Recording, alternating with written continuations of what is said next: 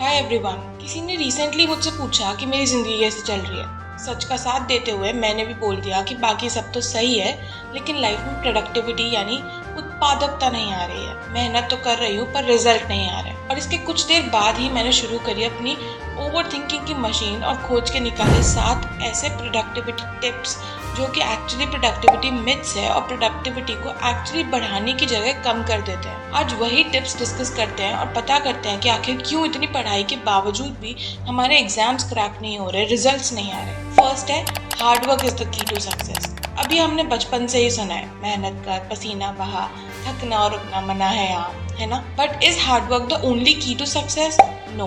मेहनत के साथ साथ आज के टाइम की रेस में कॉम्पीट करने के लिए और जीतने के लिए चाहिए स्मार्ट वर्क, मतलब एक रोबस्ट स्ट्रैटेजी और प्लानिंग। मेहनत तो गधे भी करते हैं बट फिर भी गधे ही होते हैं। कड़वी बात है बट सच है। इसलिए हमेशा ये पता रखिए कि आपको कहाँ कितनी मेहनत करने की जरूरत है, जिससे आप अपनी एनर्जी को ढंग से यूज कर पाए, ना कि ड्रेन। कम वक्त में ज्यादा आउटपुट और क्वालिटी आउटपुट लाने पे विश्वास रखें और घंटों पे ना जाएं या ये ना देखें कि कितने पन्ने भर दिए हमने। Second, multitasking is important. यार जीवन में समय की इतनी कमी है ना कि मल्टीटास्किंग तो बहुत जरूरी है। ओके, पर आपकी मल्टीटास्किंग की डेफिनेशन क्या है? एक ही टाइम पे बहुत सारे काम करना या एक टाइम पीरियड में प्रॉपरली अपने टारगेट्स को डिवाइड करना? एक ही टाइम पे बहुत सारे काम जब हम करते हैं हमारा फोकस वीक हो जाता है और हम ज्यादा टाइम में कम रिजल्ट्स लाते हैं, यानी प्रोडक्टिविटी कम, और काम बिगड़ जाता है या ढंग से नहीं हो पाता, सो अलग। इसलिए अगर हमें मल्टीपल टास्क को हैंडल करना है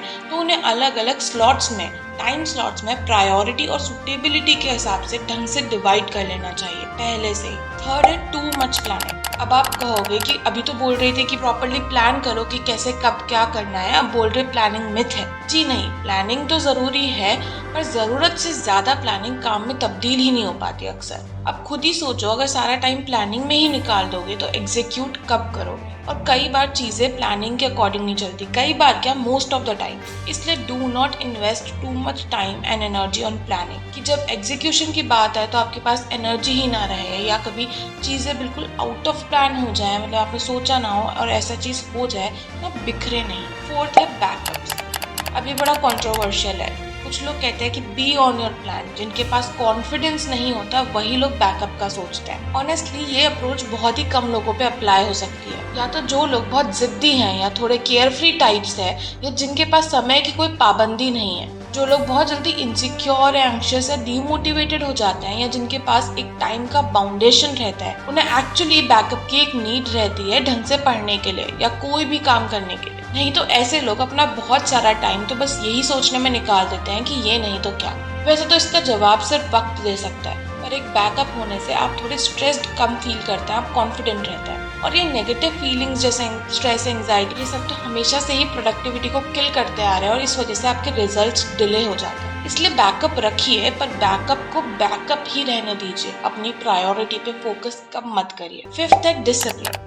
ना how much discipline is too much discipline. अब देखो, कुछ भी हासिल करने के लिए डिसिप्लिन यानी अनुशासन बहुत जरूरी है। एक इनडिसिप्लिन्ड वे में किसी को आज तक लॉन्ग लास्टिंग सक्सेस नहीं मिली, पर कई बार हम डिसिप्लिन को अपने आप पे बहुत ज्यादा फोर्स कर देते हैं, जो कि साइकोलॉजिकली हमें इनफैक्ट डिस्ट्रैक्शन की तरफ और ज्यादा अट्रैक्ट करता है। कहते हैं ना, कई बार हम जिस चीज से सबसे ज्यादा भागने की कोशिश करते हैं वही चीज हमारे पास खिंची चली आती है। इसलिए डिसिप्लिन रहिए, पर ये दिमाग में रखिए कि हम सबको ब्रेक की जरूरत होती है ताकि हमारी बॉडी और माइंड दोनों को रिलैक्सेशन मिले। वो जो टेंडेंसी होती है माइंड की डिस्ट्रैक्ट होने की, वो आपकी प्रोडक्टिविटी पे हावी ना हो। एक रियल लाइफ एग्जांपल दूं, जब मैं पढ़ाई कर रही थी तो मैं खुद पे बहुत ज्यादा जोर डालती थी कि मुझे तो 1-2 महीने कहीं जाना नहीं है, बाहर कुछ अटेंड नहीं करना, फैमिली फंक्शन, बट फिर दिमाग में वही लगा रहता था। इसका सोल्यूशन ये नहीं है कि आप बेझिझक घूमते रहो या आपके मन की करते रहो, पर जरूरी ये है कि आप एक बैलेंस्ड वे में, संतुलित तरीके से अपनी पढ़ाई को, अपने टारगेट्स को ध्यान में रखते हुए सब चीजें करें। In other words, plan your distraction. छठा है, स्लीप। ऑनेस्टली 11th क्लास में मैं हार्डली 4-5 घंटे सोती थी क्योंकि स्कूल, कोचिंग सब रहता था। अब पता है, इतनी सारी मेहनत और भागदौड़ के बावजूद मेरे सबसे कम नंबर 11th में ही आए। और इसका एक मेजर कारण जो मुझे बाद में रियलाइज हुआ वो ये था कि मेरी नींद ही पूरी नहीं होती थी, तो इसलिए मैं फोकस ही नहीं कर पाती थी। मुझे चीज़ें याद नहीं रहती थी, एनर्जी नहीं रहती थी और बहुत नेगेटिविटी, डीमोटिवेशन और इनसिक्योरिटीज होती थी। मैंने यूट्यूब पे कई ऐसे वीडियोस देखे जिसमें लोग बोलते हैं कि 7-8 घंटे की नींद तो बहुत ज़्यादा है, अगर इतना सोएंगे तो पढ़ाई कब करेंगे।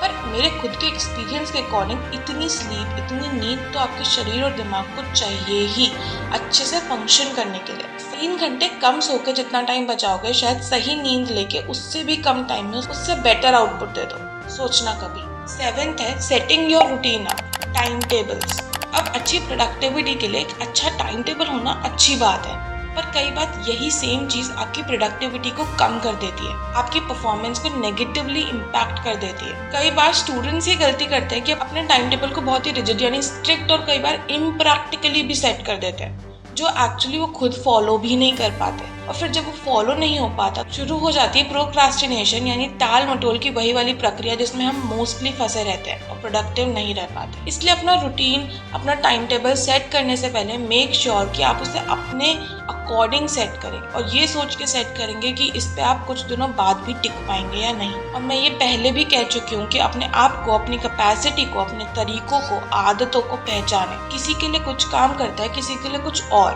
One shirt does not fit all. I hope ये वीडियो आपके लिए हेल्पफुल रही होगी और आप आइडेंटिफाई कर पाए होंगे कि एक्चुअली दिक्कत कहाँ आ रही थी और आपकी प्रोडक्टिविटी या रिजल्ट्स क्यों नहीं आ रहे थे। मैं उम्मीद करती हूँ कि प्रोडक्टिविटी को लेकर आपके कुछ मिथ्स भी बस्ट हुए होंगे। अगर हाँ, तो don't forget to subscribe to this channel and like and share the video. चलिए बाकी की चर्चा कमेंट